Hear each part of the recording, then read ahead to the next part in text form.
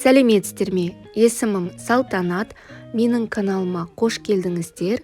Каналға міндетті түрде тіркеліп алыңыздар. Видеоны соңына дейін қараңыздар.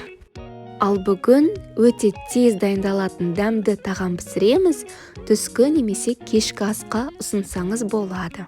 Бізге қажет ингредиенттер: тауықтың сүбе еті, қызанақ, пияз, ірімшік, майонез немесе қаймақ, тұз, қарабұрыш, паприка. Ең алдымен тауықтың сүбе етін көлденең етіп турап аламыз. Тауық еті құрғақ болып қалмау үшін пышақпен осылай тесіп аламын. Дәміне қарай тұз, қарабұрыш, паприка қосып мұқият араластырамыз. Сізде етті ұрғылауға арналған арнайы құрал болса, тауықты теспей, соны қолдансаңыз болады. Аз ғана мөлшерде шамамен 1 ас қасық зәйтүн майын қосып, мұқият араластырдым. Келесі кезекте қызанақ пен пиязды осылай турап аламыз. Противеньге пергамент қағазын жайып, тауық еттерін орналастырамыз. Бір-біріне жақын тығыз орналастырамыз. Нәтижесінде тағамымыздың формасы тік төртбұрыш болуы қажет.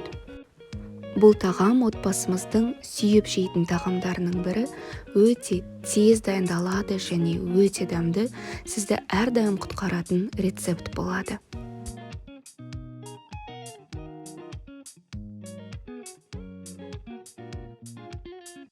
Енді үстіне өте жұқа етіп, майонез немесе қаймақ жағамыз.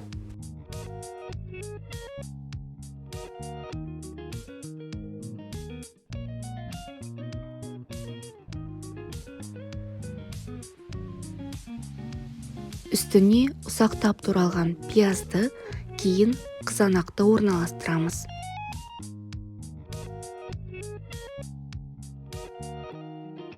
Қызанақты қосу міндетті, нәтижесінде тағамымыз өте сочный болады, кеуіп кетпейді.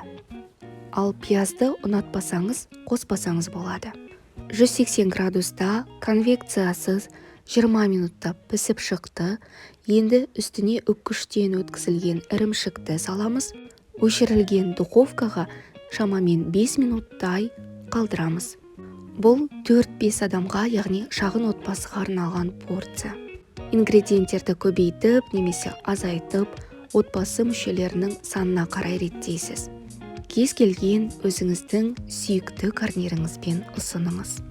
Міндетті түрде дайындап көріңіздер, сіздерге 100% ұнайды.